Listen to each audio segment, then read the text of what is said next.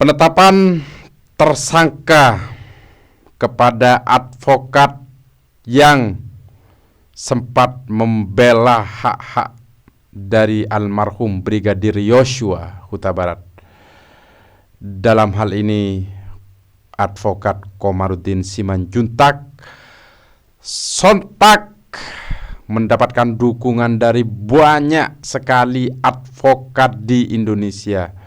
Dan saya advokat Bondowoso bersama Pak Pathor ini, padahal Pak Pathor sekarang sedang ada di luar pulau ini, tapi menyempatkan membuat video ini. Kita sama-sama menggunakan toga dengan maksud kita memberikan dukungan moral dan juga mempertanyakan tentang legal standing dari pihak kepolisian dalam menetapkan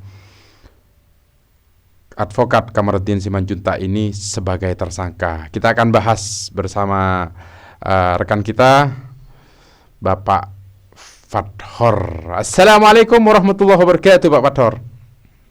Waalaikumsalam warahmatullahi wabarakatuh. Aduh, belum sempat ya kita bertemu ya karena jarak yang memisahkan kita. Tapi ketika berbicara tentang officium nobile, berbicara tentang advokat satu profesi, ketika kehormatan advokat atau hal-hal yang berkenaan dengan advokat itu di utak-utak dalam tanda kutip ya, bahasa Jawa, ini kita tidak bisa diam. Pak Pathor udah dengar penetapan tersangka Bapak Komarudin Simanjuntak? Ya, saya sudah dengar, dan penetapan tersangka itu bertepatan dengan dimana Bapak Sambo itu mendapatkan diskon hukuman. Yes, betul. Jadi Pak Sambo dapat diskon dari hukuman mati, ya. Lawyer dari almarhum Brigadir Joshua Huta Barat pada waktu itu ditetapkan sebagai tersangka. Ya, inilah potret hukum kita. Sekarang ayo kita bahas secara komprehensif, Pak Pathor, ya kan? Kita nih udah, Pak Pathor berapa puluh tahun dah beracara, ya kan? Kita udah melalang buana beracara ini. Cuma ini kejadian yang sangat unik kan, begitu kan? Betul. Nah, bagaimana tanggapan Pak Pathor sendiri? Menurut saya penetapan ke Bapak Komarudin Simanjuntak sebagai tersangka itu patut dipertanyakan. Yes. Apakah ini bagian dari kriminalisasi terhadap advokat yang berani berjuang menegakkan keadilan, dan bukankah advokat itu mendapatkan kekebalan hukum ketika membela kliennya, baik di media massa, baik di pengadilan maupun di luar pengadilan? Yes.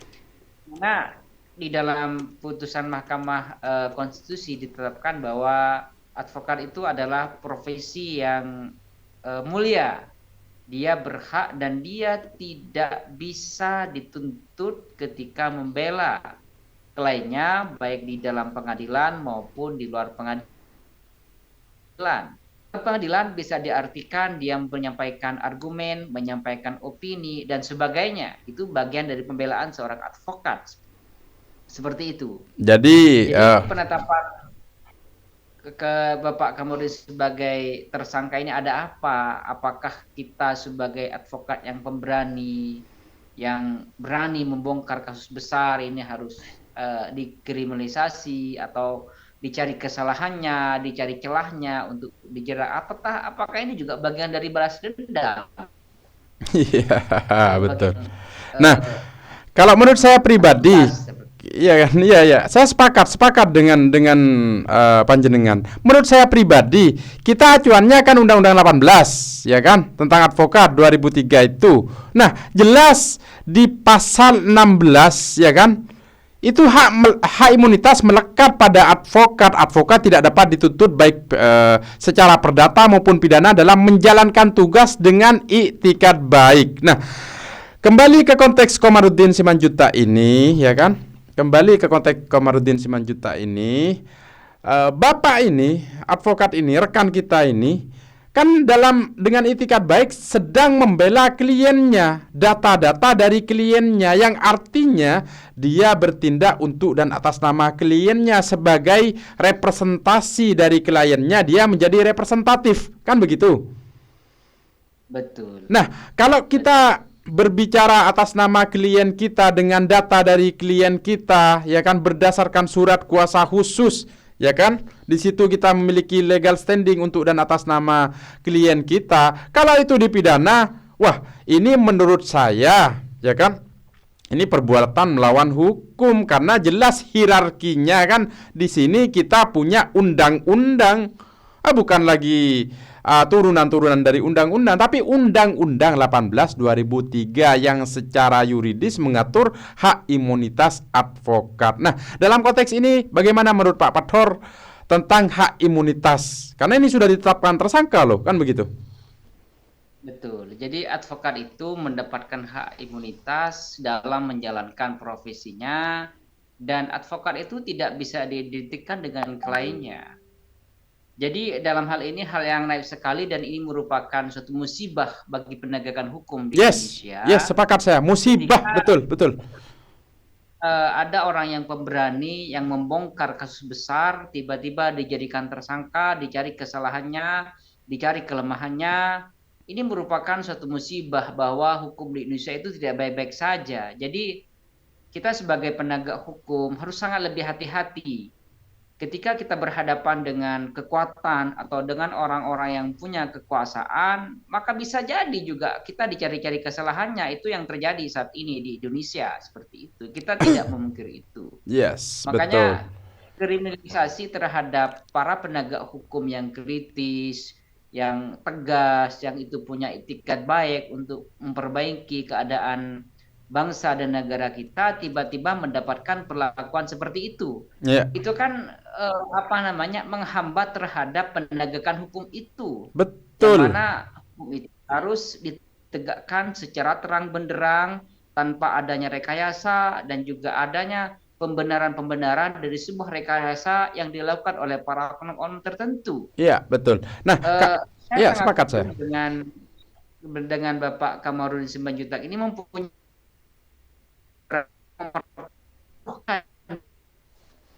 mohon maaf, agak terputus sinyalnya Pak Pathor. Tes, ya, sudah jelas suara saya? Jelas. Jadi ini merupakan peristiwa yang sangat naif sekali di bidang penegakan hukum seperti itu. Ya, oke. Makanya undang-undang advokat itu memberikan hak imunitas kepada advokat ketika menjalankan profesinya, baik di luar pengadilan maupun di dalam pengadilan, untuk memberikan pembelaan. Betul. Nah, kalau saya potong dulu Pak Pathor, kalau saya boleh memberikan analogi ya, ibaratkan kita bukan advokat nih, ya kan? Kita bukan advokat. Kemudian kita mengkuasakan kepada seseorang, bukan advokat juga, kita kuasa untuk mengambil BPKB contohnya ya. Ya, mengambil BPKB. Ternyata BPKB yang diambil itu ternyata bukan milik saya, bukan milik pemberi kuasa. Pertanyaannya, apa iya yang dipidana yang menerima kuasa yang hanya dia mengambilkan, atau wakil dari pemberi kuasa? Ini kan aneh sekali. Toh kalau memang saya tegaskan, ini advokat ini representatif yang merepresentasikan kepentingan hukum kliennya. Toh memang kalau ada hal-hal yang berkenaan dengan pelanggaran hukum, entah undang-undang ITE atau apa, pencemaran nama atau apa, pencemaran nama baik atau apalah namanya, toh ya kan, toh advokat bertindak untuk dan atas nama kliennya. Semua data itu dari kliennya. Makanya di surat kuasa khusus ya, berhak untuk berbicara di dalam maupun di luar persidangan, bertindak untuk dan atas nama kepentingan hukum pemberi kuasa. Ini yang sekarang dipidanakan malah yang penerima kuasa, kan aneh sekali bagi saya Pak Pathor. Nah, pointersnya Pak, menurut Pak Pathor, pointersnya gimana? Ya, bagi saya ini ada hal yang naif sekali jika terjadi kepada advokat dan sebagai pejuang keadilan. Dia memperjuangkan dengan gigi juga menyampaikan kebenaran-kebenaran dan juga fakta-fakta yang terjadi di lapangan. Dan ketika apakah ini kan kita, apakah karena ada pesanan, karena ada balas dendam, ini kan kita sebagai, saya sebagai pengacara dan juga sebagai rakyat Indonesia, tentunya ini kita berpikir kalau seperti ini hukum di Indonesia kapan akan menjadi baik dan akan Yes, menjadi memberi manfaat dan kepastian seperti itu. betul. Dan ini kalau Jadi sumpama ini nggak bisa. diproses, tidak menutup kemungkinan akan banyak advokat yang serupa kan begitu kan? Betul. Sedangkan advokat itu juga mempunyai hak, imunitas, dan juga memberikan edukasi kepada masyarakat untuk berani menyuarakan kebenaran. Seperti itu. Betul. Karena kalau kebenaran sudah dibungkam, maka sama halnya membiarkan kejahatan-kejahatan akan menjadi seakan legal. Seperti itu. Yes, betul, Jadi orang yang exactly. berani menyampaikan kebenaran itu jangan dibungkam, tapi diberikan ruang, diberikan hak untuk berpendapat, dan juga diberikan ruang dan tempat, bukan dikriminalisasi seperti itu. Yes, makanya kemarin Takut ketika advokat 300 advokat itu berangkat menuju ke sana, saya sempat meneteskan air mata itu. Makanya kalau ada aksi lagi, kita dari Bondowoso sepakat ya Pak Thor, kita berangkat juga ke sana, ya kan? Kalau diperlukan kita bisa kalau melakukan di upaya-upaya hukum, gugatan perbuatan melawan hukum atau apalah namanya kan, nanti kita bisa berembuk dengan rekan-rekan sejawat lainnya kan begitu. Karena ini bagi saya ini musibah. Saya sepakat dengan pendapat panjenengan. Ini musibah bagi supremasi penegakan hukum yang ada di Indonesia. Kan begitu kan? Betul. Jadi orang yang berani menyampaikan kebenaran tiba-tiba disalih kesalahannya, dicari segala hal yang membuat dia itu tidak dibungkam. Sama halnya ini dengan kita kembali ke masa-masa lampau di mana demokrasi kita sangat terkungkung. Saat ini sudah zaman reformasi di mana kebebasan menyampaikan pendapat dilindungi oleh undang-undang Iya. selama itu berdasarkan fakta dan berdasarkan Iya. realita. Dan ini seorang advokat bisa dijadikan tersangka, kan ini aneh. Aneh. Bagaimana dengan masyarakat biasa yang mau mengungkap kebenaran yang itu bisa dilindungi oleh para oknum-oknum yang itu bagian dari sindikat kejahatan, kan masyarakat jadi takut menyampaikan kebenaran seperti itu. Betul, betul. Nah, Padahal betul, betul. media massa saat ini adalah bagian corong dari demokrasi, bagian dari pengawas jalannya pemerintahan. Hmm. Jika rakyat dibungkam menyampaikan kebenaran, menyampaikan fakta apa yang terjadi, maka yang akan terjadi adalah kesewenang-wenangan. Maka terjadilah yang dinamakan oleh kesewenang-wenangan dan The abuse of kekuatan power yang tidak ya. kontrol. Abuse of power jadinya seperti itu. Maka ini sangat merupakan suatu kejadian yang menurut saya suatu hal yang tidak baik bagi generasi berikutnya sebagai edukasi kan kepada masyarakat.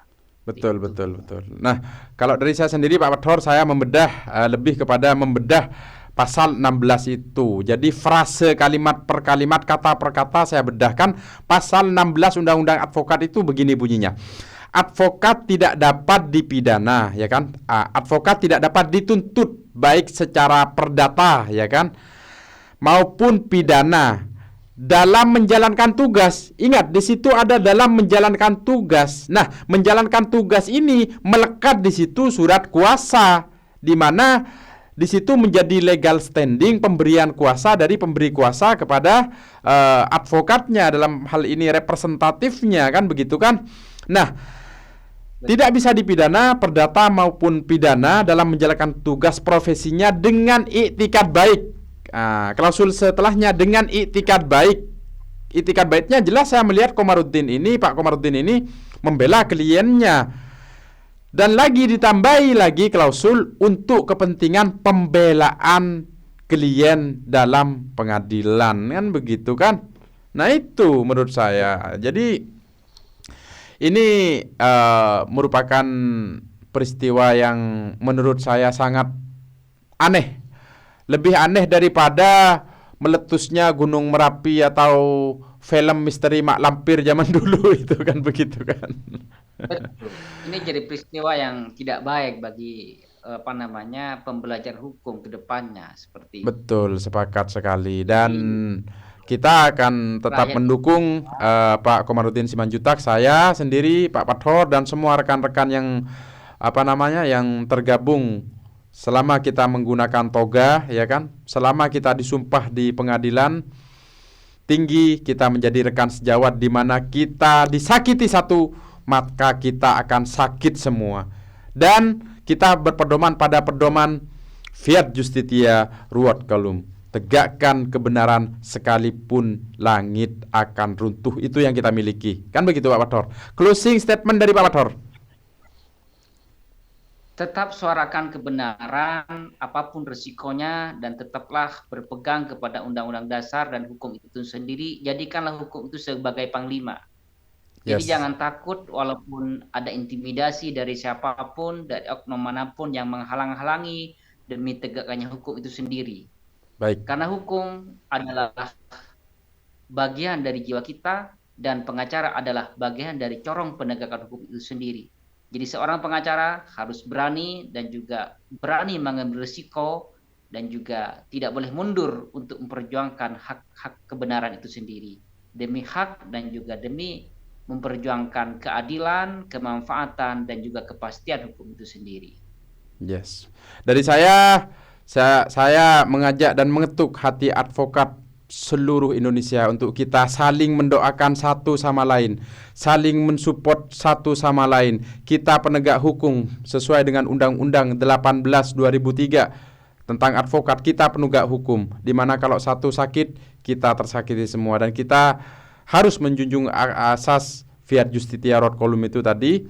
Kita harus tegakkan keadilan sekaligus langit akan runtuh. Dan untuk tim advokasinya Pak Komarudin Simanjuntak, dan untuk Pak Komarudin Simanjuntak sendiri, jangan pernah mundur Pak.